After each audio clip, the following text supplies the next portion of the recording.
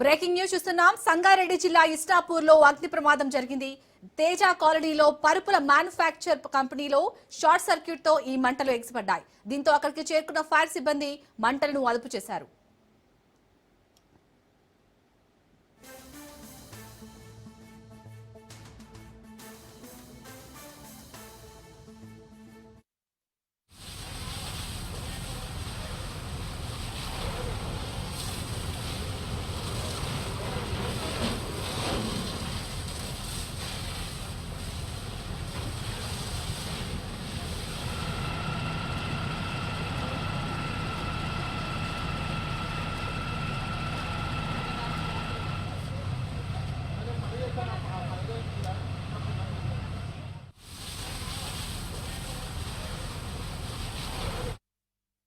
సంగారెడ్డి జిల్లా ఇస్నాపూర్లో అగ్ని ప్రమాదం జరిగింది.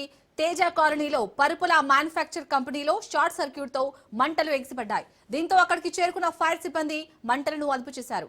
రైట్, ఈ అగ్ని ప్రమాదానికి సంబంధించి పూర్తి డీటెయిల్స్ ని మా కరెస్పాండెంట్ రాజు అందిస్తారు. రాజు, సంగారెడ్డి జిల్లా పటాన్చెరు నియోజకవర్గంలోని ఇస్నాపూర్ పరిధిలో పరుపుల సంబంధించిన మ్యానుఫ్యాక్చర్ కంపెనీలో ఈ ఉదయం అగ్నిప్రమాదం చోటు చేసుకున్న వెంటనే అక్కడ ఉన్నటువంటి స్థానికులు అధికారులకు సమాచారం ఇవ్వడంతో వెంటనే 3 ఫైర్ ఇంజన్ల సహాయంతో అధికారులంతా కూడా శ్రమించి ఇప్పటికైతే మంటలను అదుపులోకి తీసుకొచ్చారు.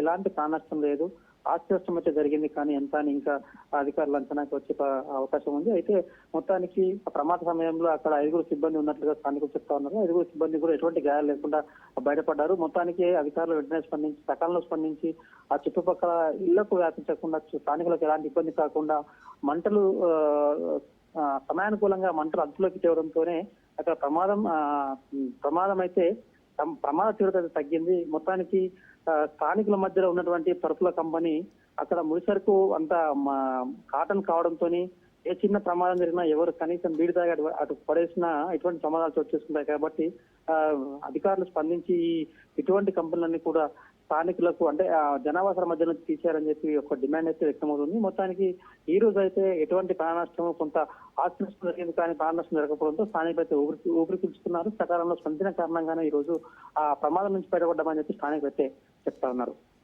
రైట్, థ్యాంక్ యూ రాజు.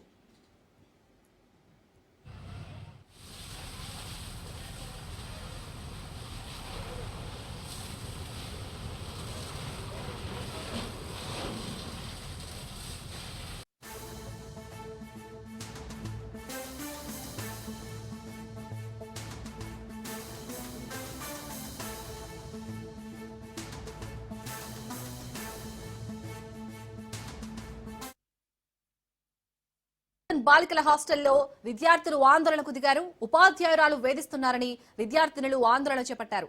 మానసికంగా వేధిస్తున్నారని విద్యార్థులు ఆరోపణలు చేస్తున్నారు. రోడ్డెక్కి ధర్నాకు విద్యార్థులను ప్రయత్నించారు. విద్యార్థులను యాజమాన్యం గేటు లోపలే అడ్డుకున్నారు. ఉపాధ్యాయురాలపై చర్యలు తీసుకోవాలని విద్యార్థినులు డిమాండ్ చేశారు.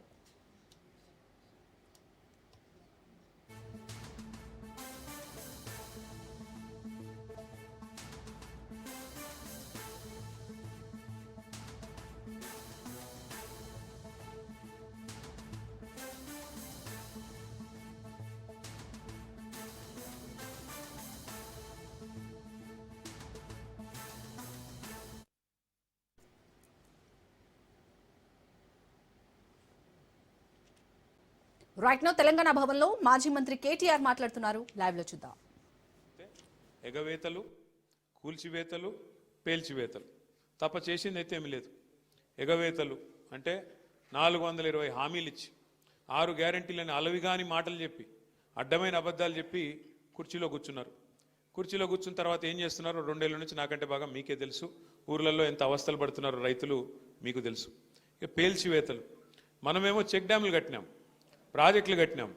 మీ దగ్గర నార్లాపూర్ రిజర్వాయర్ కట్టి కేసీఆర్ గారు స్వయంగా వచ్చి బటన్ ఒత్తి ఆ పంపు చాలు చేసి నీళ్లు 145 మెగావాట్ల పవర్ ఉండే పంపు పెట్టి నీళ్లు కృష్ణా నీళ్లను మీకు ఇచ్చే ప్రయత్నం కేసీఆర్ గారు చేసినారు. మా ఆల వెంకటేశ్వర రెడ్డి గారు ఇక్కడ ఉన్నారు. ఒక్క దేవరకద్ర నియోజకవర్గంలో 36 చెక్ డ్యాములు కట్టినారు కేసీఆర్ గారు. ఒకటే నియోజకవర్గం నేను చెప్పేది. అట్లా ప్రతి నియోజకవర్గంలో అద్భుతమైన పనులు జరిగినాయి. మనమేమో ఆ పని చేసినాం, నిర్మాణం చేసినాం, వీళ్ళేమో విధ్వంసం చేస్తున్నారు. ప్రపంచ చరిత్రలో ఎక్కడైనా సరే చెక్ డ్యాములు కట్టాలి, చెరువులు కట్టాలి, నీళ్ళు ఇవ్వాలి అనే పద్ధతిలో ఆలోచించిన ప్రభుత్వాలను చూసినాం. కానీ మేడిగడ్డను పేల్చేయాలి, చెక్ డ్యాంలను పేల్చేయాలి, అవసరమైతే ఆ బ్యారాజీని కూలగొట్టైనా సరే రాజకీయంగా లాభం పొందాలి అనే వికృతమైన అనే ఒక కుసంస్కారమైన ప్రభుత్వం, కుసంస్కారమైన పార్టీ బహుశా భారతదేశ చరిత్రలో ఒక కాంగ్రెస్ పార్టీ మాత్రమే. ఇక మీకు తెలుసు, కూల్చివేతలు అయితే మీరు చూస్తూనే ఉన్నారు. ఎంత పెద్ద ఎత్తున పేదల ఇండ్లు కూలగొడుతున్నారు ఇలా రాష్ట్రంలో మీరు చూస్తూ ఉన్నారు. ఒక్క దగ్గరని కాదు, మహబూబ్ నగర్తో ప్రారంభమైంది. నాకు గుర్తున్నది, అక్కడ పాపం దివ్యాంగులు కొంతమంది కాళ్ళు చేయాలి సక్క లేని వాళ్ళు వాళ్ళ కాలనీ కట్టుకుంటే వీళ్ళ ప్రభుత్వం వచ్చినాక మొట్టమొదటిసారి కూలగొట్టిందే ఆ దివ్యాంగుల కాలనీలో పోయి మొత్తం ఇళ్ళని కూలగొడితే మా సీనన్న పోయి వాళ్ళందరికీ అన్నం పెట్టి పాపం ఎండకు ఎండుతూ వానకు నానుతుంటే పోయి వాళ్లకు ఆశ్రయం ఇచ్చి కాపాడినాడు శ్రీనివాస్ గౌడ్ గారు. ఈ ప్రభుత్వం ఈ 2 ఏళ్లలో సాధించింది మాత్రం శూన్యం. తమ అసమర్థతను కప్పిపుచ్చుకోవడానికి, తమ చేతగాంతనాన్ని కప్పిపుచ్చుకోనికే వీళ్ళు కొత్త పల్లవి అందుకున్నారు. ఏమంటారు ఏమని అడిగితే, ఏమైందయ్యా రేవంత్ రెడ్డి గారు 6 గ్యారంటీలు ఎందుకు అమలు చేయట్లేదు, నెలకు 2,500 రూపాయలు ఇస్తానంటివి కదా మహిళలకు, ఎందుకు ఇస్తలేవు, 100 రోజుల్లో ఇస్తానంటివి, మరి ఇప్పటికే 25 నెలలు అయిపోయింది, 700-800 రోజులు అయిపోయింది, ఎప్పుడు ఇస్తావు అంటే ఒక్కటే పట్టుకున్నారు ఇంకా డైలాగ్. కేసీఆర్ అప్పులపాలు చేసిపోయినాడు, రాష్ట్రం దివాలా తీసింది, కేసీఆర్ అప్పులపాలు చేసిపోయినాడు, మేము ఇక్కడ ఏదో లంకె బిందెలు ఉంటాయనుకొని వచ్చినాం, లంకె బిందెలు లేవు, మేము ఢిల్లీకి పోతే మమ్మల్ని దొంగలాగా చూస్తున్నారు, చెప్పులు ఎత్తుకుపోతాను అనుకుంటున్నారు నన్ను చూస్తుంటే, కాబట్టి నాకు ఎవరు అపాయింట్మెంట్ ఇస్తలేడు. ఒక మాట మాత్రం మీకు చెప్పాలా, ఎందుకంటే మీ మంత్రి గారు కూడా అదే అబద్ధం చెప్తా ఉన్నాడు. జూపల్లి నేను చూసినామన్నా, ఇదే జూపల్లి ఆనాడు కేసీఆర్ ప్రభుత్వంలో ఉన్నప్పుడు ఏం మాట్లాడినాడో మీ దగ్గర వీడియోలు అన్నీ ఉన్నాయి, లేకపోతే నేను పంపిస్తా. ఉన్నాయా? ఇదే మనిషి ఇవాళ అవకాశం కోసం అవకాశవాదంతో కాంగ్రెస్లో పోయి ఆయనకు టికెట్ ఇవ్వకపోతే, మనం హర్షవర్ధన్ రెడ్డి గారికి టికెట్ ఇస్తే కేవలం అవకాశవాదంతో పోయి ఇవాళ కేసీఆర్ గారిని తిట్టేంత పెద్దోడైపోయినాడు. ఒకనాడు కేసీఆర్ గారిని దేవుడు మా పాలమూరుకని పొగిడిన జూపల్లి ఇవాళ కేవలం స్వార్థం, కేవలం రాజకీయం కోసం అడ్డమైన అబద్ధాలు రేవంత్ రెడ్డి గురించి ఇలా మాట్లాడుతూ ఉన్నాడు. రేవంత్ రెడ్డి దేవుడు, ఇంద్రుడు, చంద్రుడు, ఆయన పదవిని కాపాడుకోనికే. ఎవరికి దేవుడు రేవంత్ రెడ్డి, ఎవరికి ఇంద్రుడు, ఎవరికి చంద్రుడు? ఏది మోసం చేసి మొత్తం రైతులందరినీ, ఒకరినిద్దరిని కాదు రైతులందరినీ మోసం చేసినాడు కదా. ఎన్ని మాటలు చెప్పినాడు కేసీఆర్ గారు. 2 పంటలకు రైతు బంధు ఇస్తే 3వ పంటకి ఇవ్వాలా అన్నాడు. 3వ పంటకి ఇవ్వవా నువ్వు రైతు బంధు అని మాట్లాడినాడు. మళ్ళీ ఇవాళ పరిస్థితి ఏంది? కేసీఆర్ గారు ఉన్నప్పుడు బ్రహ్మాండంగా మీరు అడగకుండానే నాటేసే కాలం వచ్చిందంటే చాలు ఫోన్లు టింగు టింగు మన మోగేది. 11 సార్లు 73,000 కోట్ల రూపాయలు 70 లక్షల రైతుల ఖాతాల్లో మీరు అడగకుండానే దరఖాస్తు పెట్టకుండానే పడ్డాయి. ఈరోజు ఏంది పరిస్థితి?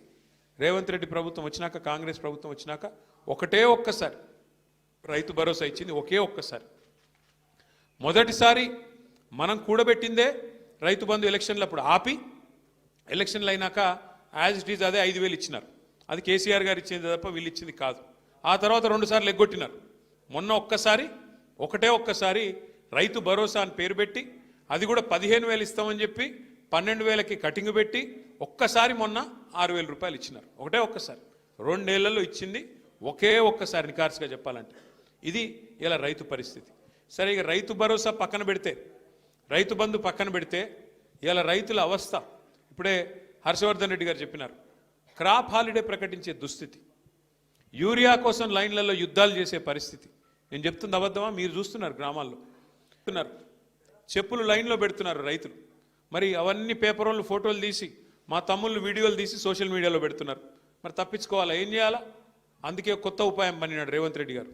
కొత్త ఉపాయం కనిపెట్టినాడు. ఏమని? ఇక షాప్లో కాదు, యాప్లో ఇస్తా అన్నాడు.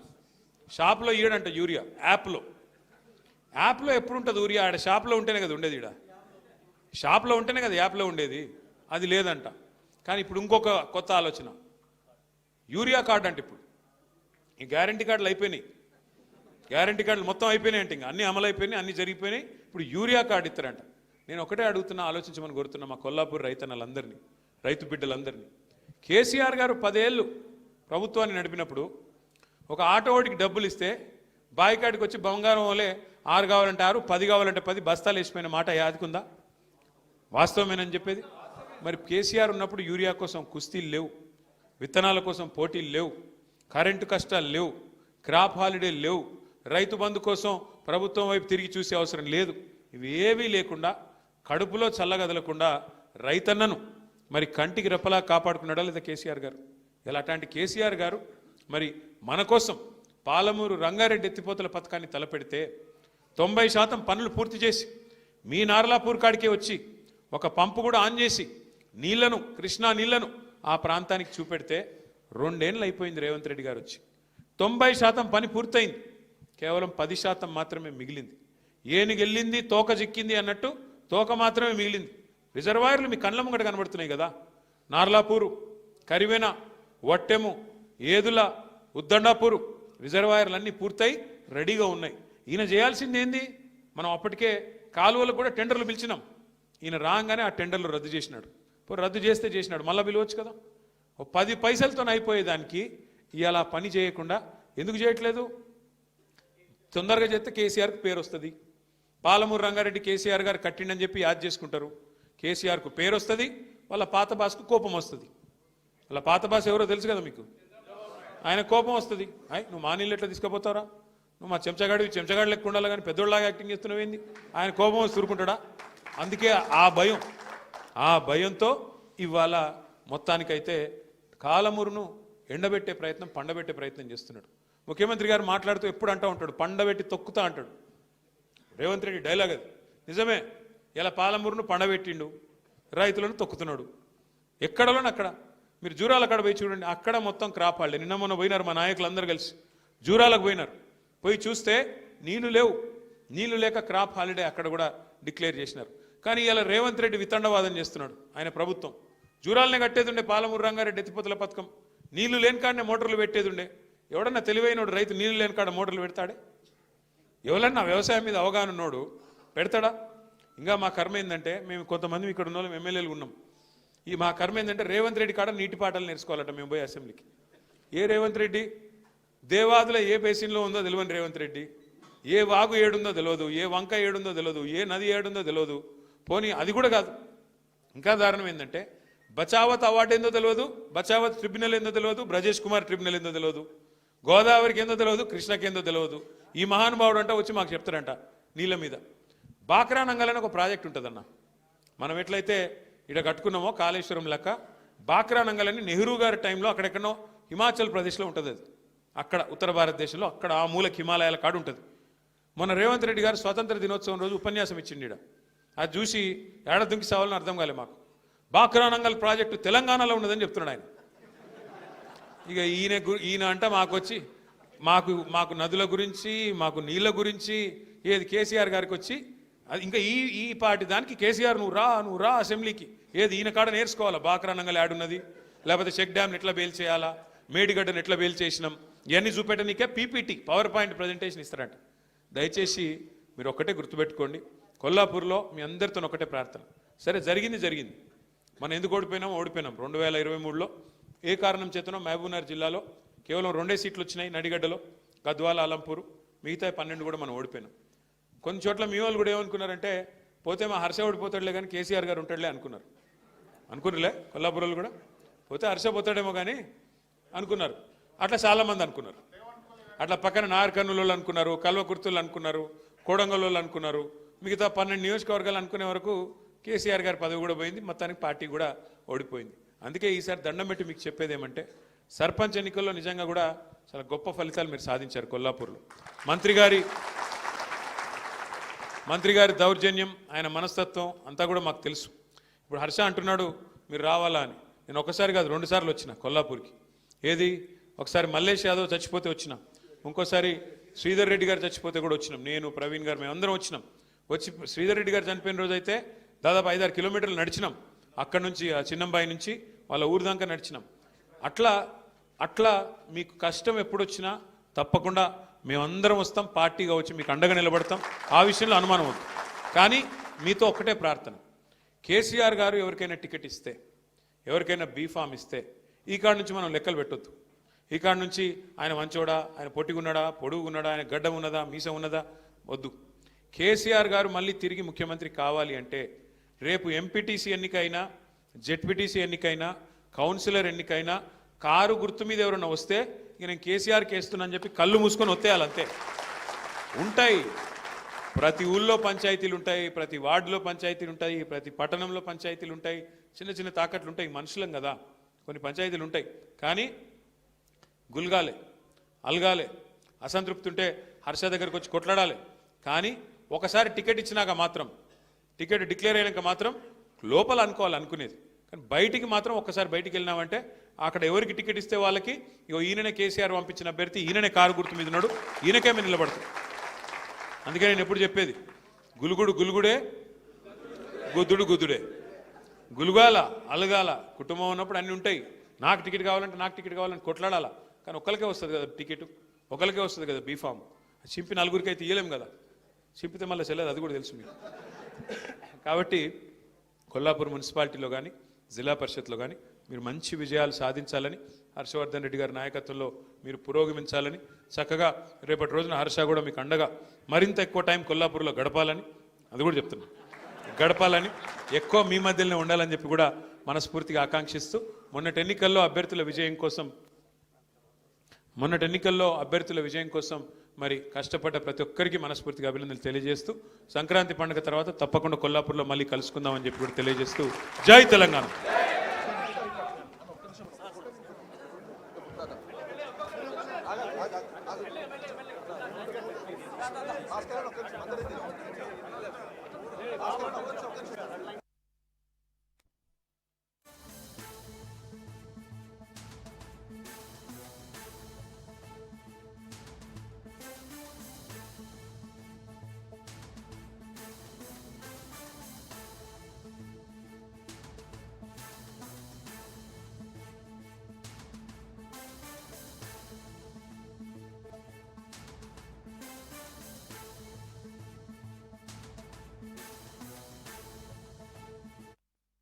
అనంతపురం ప్రభుత్వాసుపత్రిలో దారుపోటు విషయంలో చంద్రబాబు క్రెడిట్ చోరీకి పాల్పడ్డారని ధ్వజమెత్తారు. చంద్రబాబు స్వార్థ రాజకీయాల కోసం ప్రజల్ని తాకట్టు పెట్టారని మండిపడ్డారు. ఇలాంటి చరిత్రహీనులు దేశంలో ఎవరూ ఉండరని, చంద్రబాబు చరిత్రహీనుగా మిగిలిపోతారని తెలిపారు. రాయలసీమ లిఫ్ట్ ఆపించామని సీఎం రేవంత్ అసెంబ్లీలో చెప్పారని తెలిపారు. రాయలసీమ లిఫ్టుపై వాస్తవాలు అందరికీ తెలియాలన్నారు. రాయలసీమ లిఫ్ట్ అవసరం లేదని మాట్లాడుతున్నారని, వీళ్ళకి రేవంత్ కి మధ్య రహస్య ఒప్పందం కుదిరిందని తెలుస్తుందన్నారు. గౌరవంతో చంద్రబాబు గారు ప్రాజెక్టును ఆపేశారు అని ఏకంగా తెలంగాణ ముఖ్యమంత్రి తెలంగాణ నిండు అసెంబ్లీ సభలో వాళ్ళ రిలేషన్షిప్ గురించి ఏకంగా రేవంత్ రెడ్డి గారు అన్న మాటలు నిజంగా ఇది చూసిన తర్వాత ఒకసారిగా రాష్ట్ర ప్రజలకు అందరికీ కూడా, రైతన్నలందరికీ కూడా, మరీ ముఖ్యంగా రాయలసీమ, నెల్లూరు ఈ ప్రాంతాలకు సంబంధించిన రైతులకు నిజంగా చంద్రబాబు నాయుడు అనే వ్యక్తి ఒక విలన్ క్యారెక్టర్ కింద కనిపిస్తుంది. ఆ కుర్చీలో చంద్రబాబు నాయుడు గారు ముఖ్యమంత్రిగా కొనసాగుతూ తన సొంత రాష్ట్రాన్ని ఏ రకంగా తాకట్టు పెట్టాడు, రాష్ట్ర ప్రజలను తన స్వార్థం కోసం ఏ రకంగా తాకట్టు పెడతా ఉన్నాడు అన్నదానికి రేవంత్ రెడ్డి స్టేట్మెంట్లు సాక్ష్యాలు. బహుశా భారతదేశ చరిత్రలో ఇలాంటి చరిత్రహీనుడు బహుశా ఎవరు ఉండకపోయి ఉండొచ్చు. స్వలాభం కోసం ప్రజలకు ఎంతటి ద్రోహమైనా కూడా, ఎంతటి మోసమైనా చేయడానికి చంద్రబాబు నాయుడు అనే వ్యక్తి వెనకాడడు. తన స్వార్థం కోసం పిల్లనిచ్చిన మామను ఎన్టీ రామారావునైనా వెన్నుపోటు పొడుస్తాడు. తన స్వార్థం కోసం చంద్రబాబు నాయుడు జన్మనిచ్చిన సీమను కూడా ఏమాత్రం హెసిటేట్ చేయకుండా వెన్నుపోటు పొడుస్తాడు. నిజంగా రాయలసీమ లిఫ్ట్ అన్నది ఒక గొప్ప ఆలోచన, ఒక గొప్ప ఉద్దేశం ఈ రాయలసీమ లిఫ్ట్ ప్రాజెక్టు వెనకాల ఉన్నమాట. కరువు కోరల్లో చిక్కుకొని ఉన్న రాయలసీమ ప్రాంతం, వ్యవసాయం ప్రశ్నార్థకరం అయిన పరిస్థితులు, తాగడానికి మంచినీళ్లు కూడా ఒక్కొక్కసారి దొరకని పరిస్థితి. ఇలాంటి ప్రాంతానికి ఈ రాయలసీమ లిఫ్ట్ అన్నది ఒక ఇన్సూరెన్స్ పాలసీ మాదిరి. రాయలసీమకు, నెల్లూరుకు, చెన్నైకి ఇది సంజీవిని వంటిది. చంద్రబాబు నాయుడు గారు అసలు ఈ ప్రాజెక్టే వేస్ట్ అన్నట్టుగా తాను మాట్లాడతాడు, తన మనుషుల చేత మాట్లాడిస్తాడు. ఆశ్చర్యకరమైన మాటలు మాట్లాడతారు వీళ్ళు.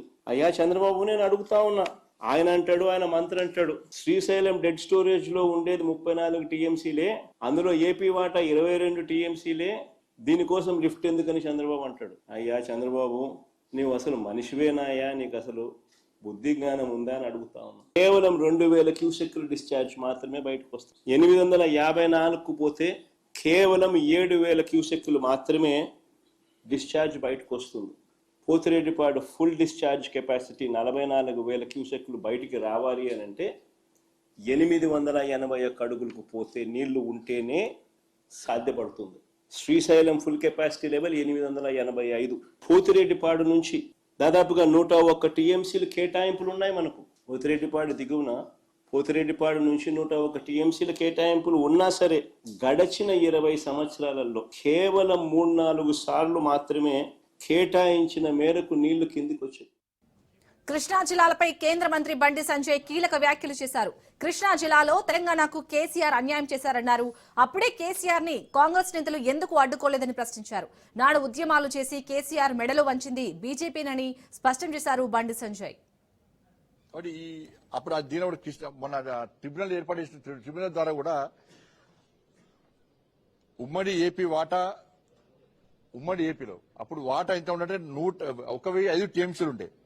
దానిలో తెలంగాణకు 600 నుంచి, ఇది మొన్న ట్రిబ్యునల్ ఏర్పడక చెప్పిందండి, ఇది 600 నుంచి 700 టీఎంసీలు వాడుకునే అవకాశం ఉండే అని చెప్పి కేంద్ర ప్రభుత్వం పదే తెలంగాణ రాష్ట్ర ప్రభుత్వం చెప్పినా కూడా కనీసం సోయి లేకుండా ఎప్పుడు అంచనాలు పెంచుడు, పైసలు చంపుడు, కాంట్రాక్టుల దగ్గర కమిషన్లు దొబ్బుడు, అనుకూలమైన కాంట్రాక్టులు ఇచ్చుడు, పక్క రాష్ట్రానికి అమ్ముడు ఓడు, ఈ తెలంగాణ రాష్ట్రాన్ని మోసం చేసి ఇదే పని తప్ప కేంద్ర ప్రభుత్వం అనేక సందర్భాల్లో హెచ్చరించినా కూడా, లేఖలు రాసినా కూడా కనీసం ఏ రోజు కేసీఆర్ అనే వ్యక్తి స్పందించిన పాపం వారి ఏ రోజు కూడా ఉల్టా పిట్ట కథలతోని, యాసతోని, భాషతోని మమ్మల్ని హేళన చేసే ప్రయత్నం, మమ్మల్ని అవమానపరిచే ప్రయత్నం చేయడం, అటు పక్క రాష్ట్రంతో కుమ్మక్కై, కాంట్రాక్టర్ కుమ్మక్కై అనగా ఆయన కుటుంబం లాభపడ్డారు.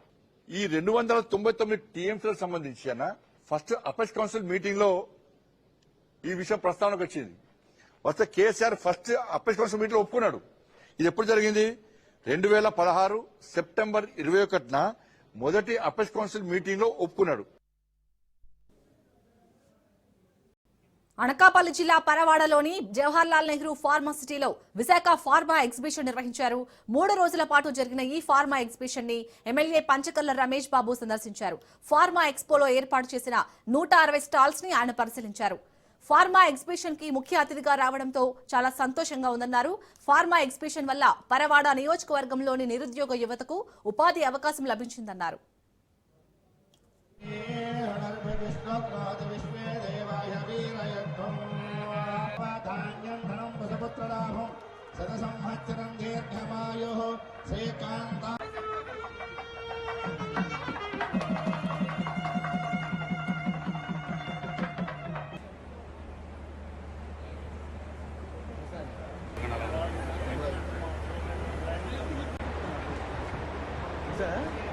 నాలుగు పక్కలు తిరిగాం తెలుసు ఇందులోనే.